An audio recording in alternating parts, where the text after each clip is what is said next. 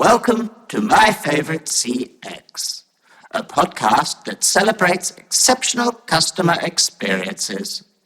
To listen to today's, please choose from one of the following options.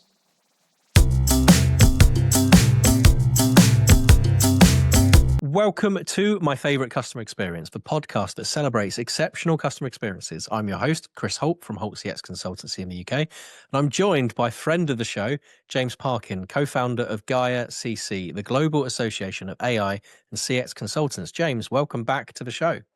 Thanks, Chris. Yeah, good to be back. Regular watcher, listener, whatever I can do. So yeah, love being part of it again.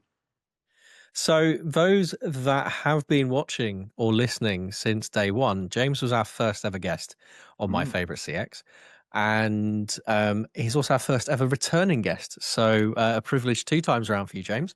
Is that, I was going to say, is that a mark? Is that an honoured thing, or is it just that you've asked so many people and they turned you down and I was the only one that was available? Do you know, there have been some frantic weeks where the deadline has been approaching, and there's been a couple of people that have responded very quickly to, do you mind if I just chat to you for half an hour? But no, this one was intentional because obviously last time we spoke, people, you might already know James from his work in the recruitment industry, where he places many people around the world of CCaaS and CX as founder of Ellison Coast. But there is a slight update here with Gaia. So let's talk all about the Global Association of AI and CX Consultants. Where did it come from, and what's it looking to do? Yeah, it's catchy. That's why we go for Gaia. So it came out of a conversation, as all these good ideas do, with a guy called Ian Nevin, who's my co-founder. Ian's background is as a contact center as a service and CX consultant over 20 plus years. So he was coming at it from industry. And he was put in touch with me and wanted to talk to me about the sort of recruitment and people perspective.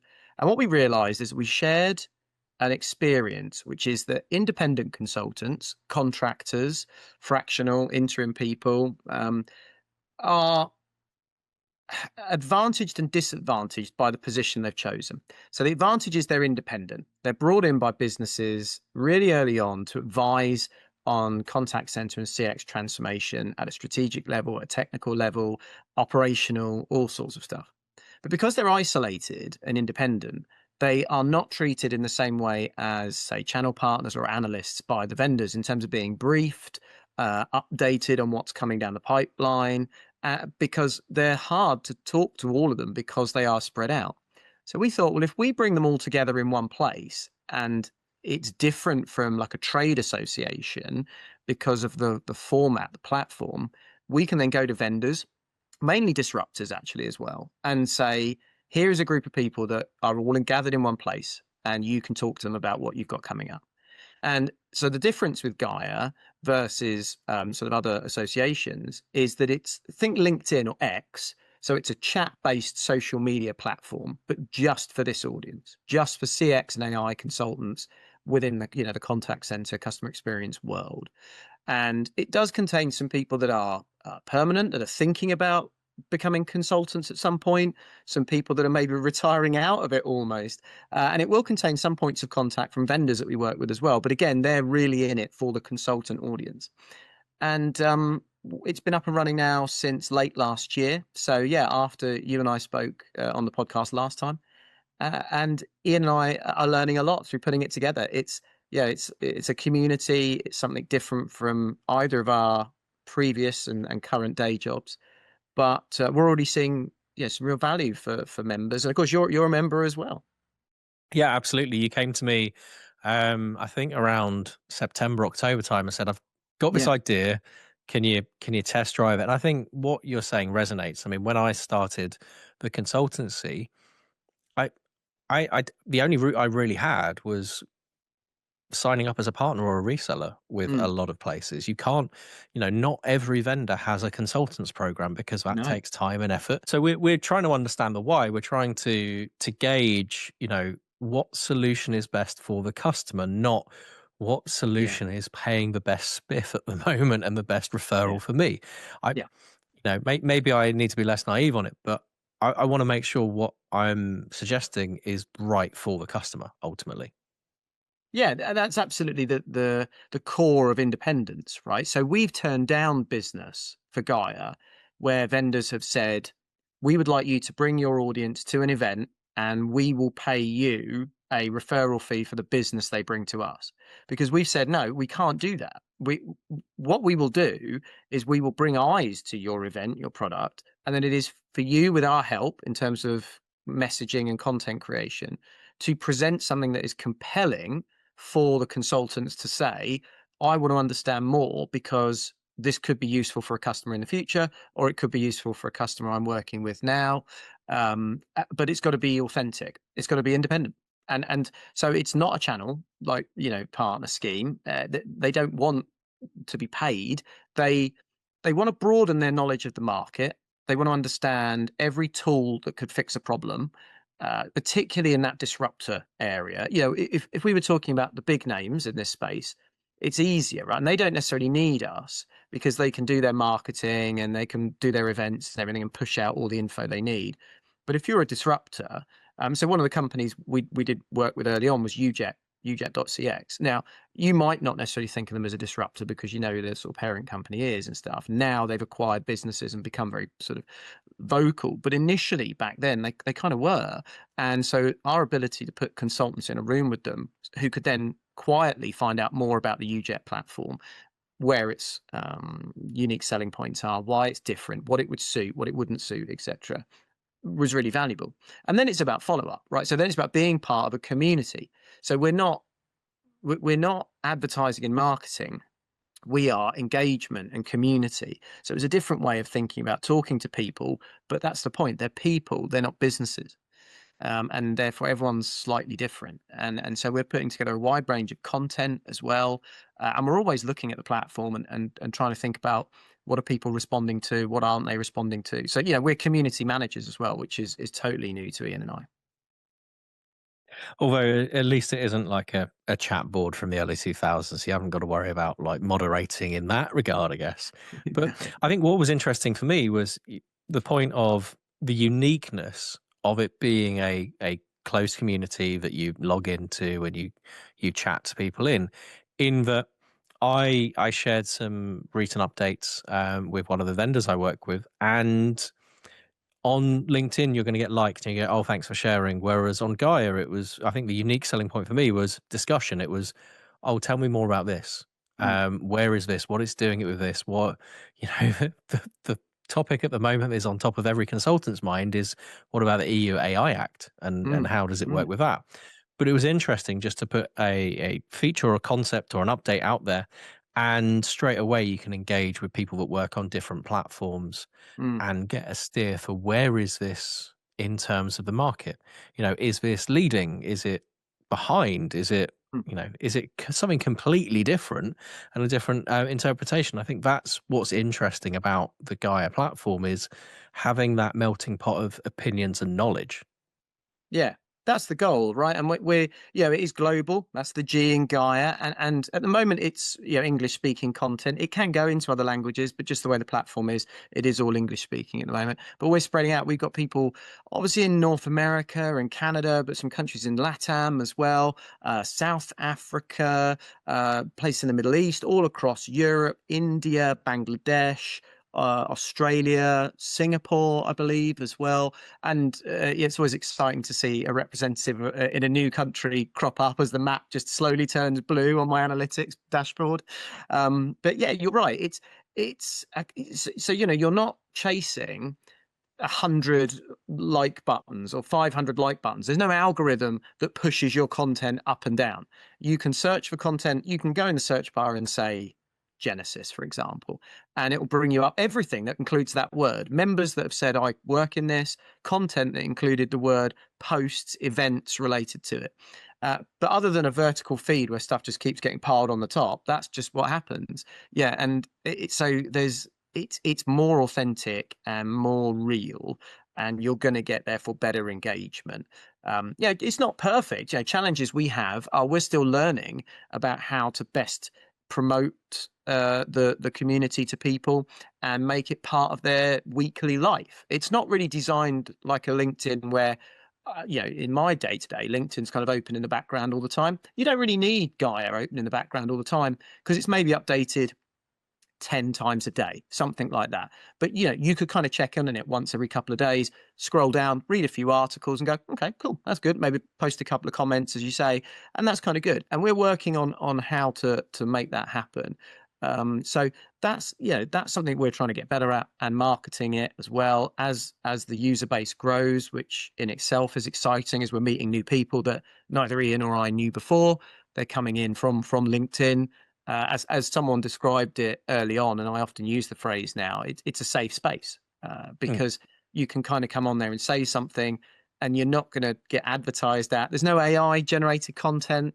You're not going to suddenly flag up in someone's sales funnel or anything like that. You can go on there, say what you want, and within in the CX world, and within just professional courtesy and respect, and you'll have a proper discussion about it. And it's so far, I'm really pleased. We've been able to do things like connect consultants to opportunities, connect consultants to jobs, connect people to one another that hadn't worked together before. We've been referred people that are new into consulting, that have left long-term permanent careers, but now, and you and I have both done this journey, right? I founded my business a couple of years ago. You founded your business, and having support, having people that say, yeah, it's going to be okay. I've been doing this for 5 years, 10 years, 20 years. Is useful as well, and connect people to content and products they weren't aware of. In terms of those vendors that we are working with that want to get exposure as well. And we're doing more and more in-person stuff as well now. As we did with UJet, we hosted an in-person event for them. We're going to be doing more and more of that because if you said it, brands don't have consultant engagement programs most commonly. They'll hold a big event somewhere, they'll pay a lot of money, but it's all aimed either really at customers or partners, right? And the consultants have to sort of pick out the bits that are relevant to them in the middle. So what we're doing is creating this kind of little then sub area within these big events and saying, this is the bit that's carved out for the Gaia consultant community. So the messaging there is specific for them, because for vendors, consultants influence like over 50% of CX deals out there. And some of them you don't even know. We had an example where I was speaking to a company and they were the incumbent on a project, and they lost the renewal, and they had no idea there was a consultant involved. And it was the consultant that was involved that had made the decision about who was on that RFI, and the incumbent was not included. And the company had spent their time working with the account team, working with the CX team. They thought they had all the bases covered, but there was someone else in there being paid to make the decisions to that company. And they said the incumbent does not offer the solution you need going forward. Now, whether that's right or wrong, I'm making no judgment. But when I spoke to the company and I said, well, we know the consultant that did that. They went, what? We didn't, what? They literally didn't know there was a consultant on it. And that can be avoided if you have a consultant engagement program or you come and market to something like Gaia. I think it changes the landscape for consultants as well, in that we now have a place where we can meet and discuss and throw ideas together. Like you've seen me on the forum just throwing some ideas of who'd like to do this, who'd want to do that. And it's a way of starting conversations and ideas so that we can evolve what we do as well, which I think is really interesting. Yeah. And, we're the fun thing with it is as well, I've done it. I don't post too much stuff, but as like part of Gaia HQ, we obviously have to post certain things. And some stuff you post and like just no one's interested. And that's okay. That's cool because it's a specific community and maybe I've just missed the tone. We were talking earlier on about EU data sovereignty. So we've got a webinar coming up on that. And that's something that just everybody's kind of talking about. And VCons, I post that about VCons. And there was a couple of people went, that's a new word to me. Word of the day. What's that? Yeah, that was me. But it ties in. And I was talking about some human in the loop, human on the loop stuff as well. And actually that ties in as well.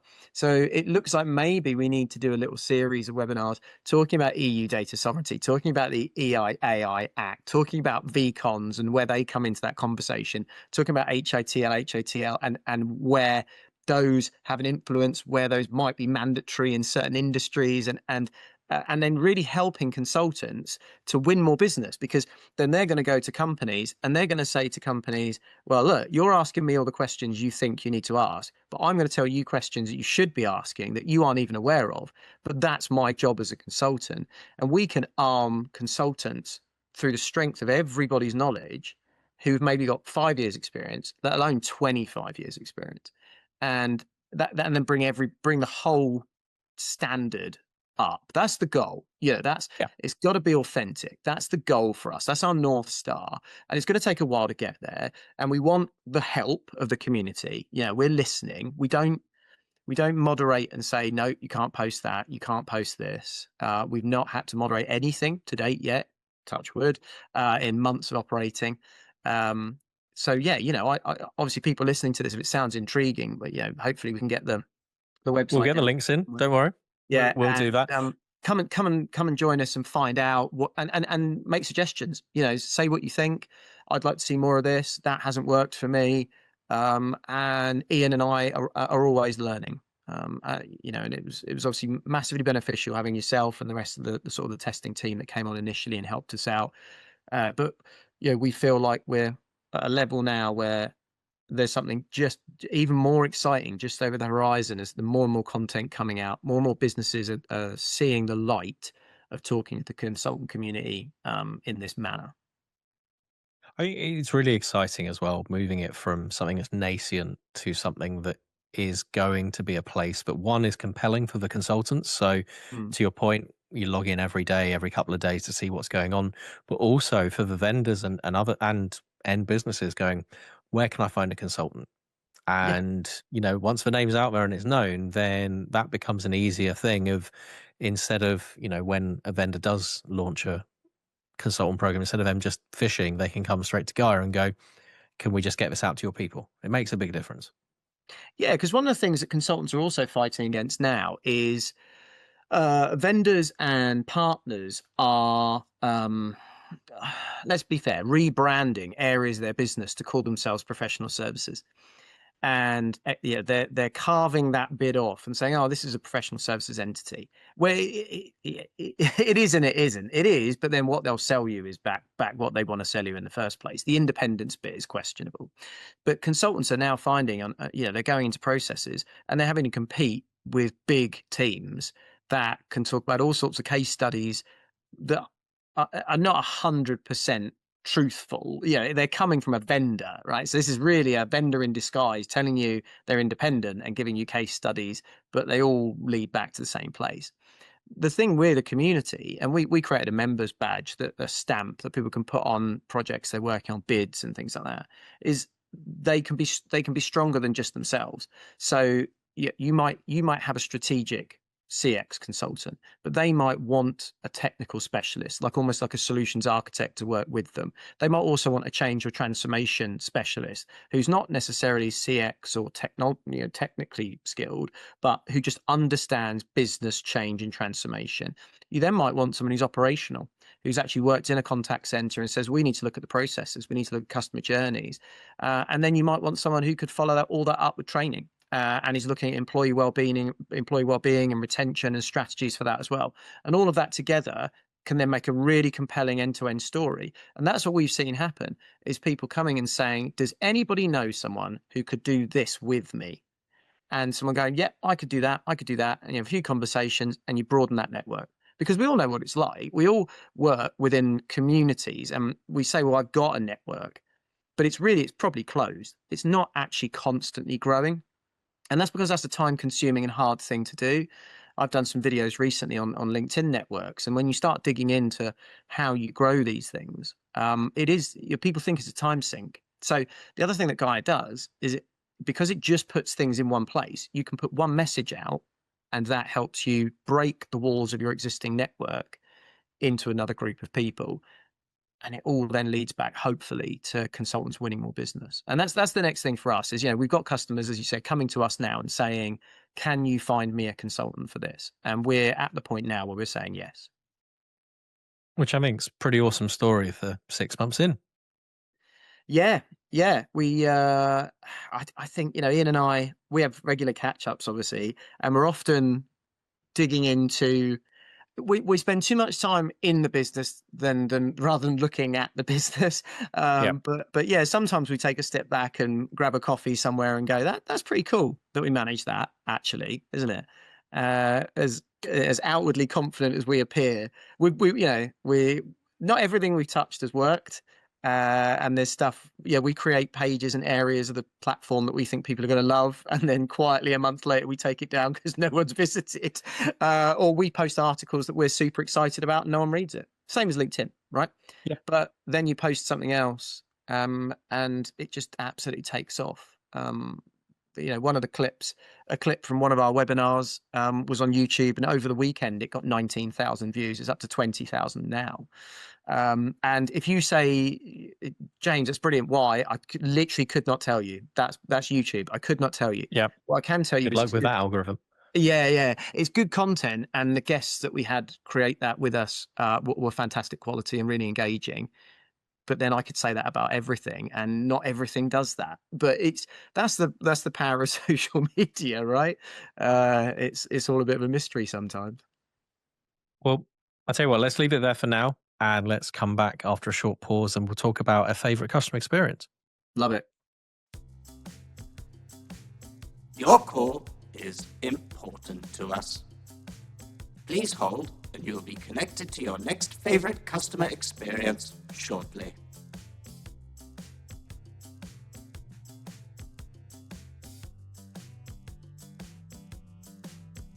Welcome back to My Favorite Customer Experience. I'm here with co-founder of GAIA, James Parkin. James, you've had the honor before of sharing a favorite customer experience with us. Yes. Why don't you share another? Your new favorite, your favoritist customer experience, as it's your second. My most up to date. Do you know what? I thought of one. We were talking at the top, and I said, "Oh, I'm sure something will come to me," and it did. I realised that I've told quite a few people this just in my real life, not in the CX world. So I like to drive old Land Rovers, Range Rovers, L322s to be precise. They are plagued with problems. They're so bad that if you want to get your windscreen wipers replaced or your headlights replaced and you try and book it at a Halfords, they won't touch it. They're like, no, don't want anything to do with you. They won't do an MOT on it. They won't touch it. They're that bad, right? You have to take it to special garages that go, yes, we understand most of it is broken, but it is fine and it is roadworthy. So I bought the first year's car insurance through a well-known online only car insurance company that might rhyme with Be Sure, and it's all fine and dandy. Never needed them for anything. But then I got an email on like a Friday, and the subject line of the email was, "Your car insurance is up for renewal on." This was over the end of December. It was like January 4th or something. So typically, you go, okay, they're probably giving me 2-3 weeks notice, and they are then going to tell me they want to renew it, and the price will probably go up. And I'm fully anticipating that, right? So I'll get to it. So it's like end of the year, Christmas, New Year's period. So I ignored it. Needed the car for something on January 3rd. Went out, no problem. January 4th, I thought, oh, I'm going to sit down and do some emails. So I got to it and I thought, oh yeah, good point. Insurance. Opened it up. What the email said is, your car insurance is up for renewal on January 2nd. We really appreciate your custom. Best of luck in the future. They offered me no renewal. They weren't interested. Now, I don't know if that says more about the L322 Range Rovers, but literally, when they didn't want a renewal, they gave me like about 3 or 4 days notice right at the end of the year over that holiday period. So I'd actually driven it the day before, uninsured, unbeknownst to me at that time, but ignorance is no defense, right? But I would not have known, because in every other interaction, they mail you about a month out going, it's going to go up by a few quid. You don't have to do anything. It'll be fine. There was nothing saying like urgent or act now or anything. No call to action to make you know that there's. So this is starting as a bad customer experience. So this is where you're going to sweep in and tell us someone saved the day. Well, yeah, I just had to go shopping again, didn't I? But I did phone the company and I said, "Oh, I got this email," and I was a bit surprised. I've never seen an email like this. I said, "Yeah, I'm just interested in getting a quote," and they said, "No, we can't give you one." So I said, "Okay, fine." But I said to them, point of interest would be, if you're going to let people know that you don't want to renew their insurance, you need to give them more than like a few days notice over the end of the calendar year and the holiday period, right? And they were very receptive to that. And they did say, yes, we understand that probably isn't ideal. We need to look at that. So like it's my favorite piece of CX because it didn't really impact me negatively, although it could have done, right? But it didn't really impact me that negatively. And I just found it funny that they clearly a process I've never seen before. I'm 45 and I've never seen this process where if a company do not want to insure your car, they tell you just a couple of days before with no contact us, no anything, just please go away and don't ask any questions. So I share it with the audience in case anyone has gone, "Do you know what? I've never seen that." No, it is out there. That's the end of that process. But if anyone in an insurance company is listening to this and thinks, "I wonder what our process is," please take a look at that. And please give your customers at least a couple of weeks' notice and maybe change the subject line text to say, "You will not be insured after this date," because it's a Yeah, slightly different maybe send email. out a red envelope. Or no, don't send a red envelope if it's around Christmas time or Valentine's. Might get the wrong idea. Make it really obvious that there's a need for a call to action here, and Yeah. maybe even point the customer in a direction of, whilst we don't want to insure you, you might want to look at this, this, and this. And these are this is a firm that's got an app, right? There's no app notification popped up or anything like that. So again, you've got to think about the channels. And email's great, but it can get lost. That time of year as well. January sales, end of year updates, all that sort of nonsense. So an app update would be, I'd have said, far more applicable for something that's urgent. I'm one of those people that tends to respond to the red button. And an insurance app, I would say, is not typically something that people would turn notifications off of, maybe because you're not going to get harassed by an insurance app. And if you are, maybe you're doing something wrong.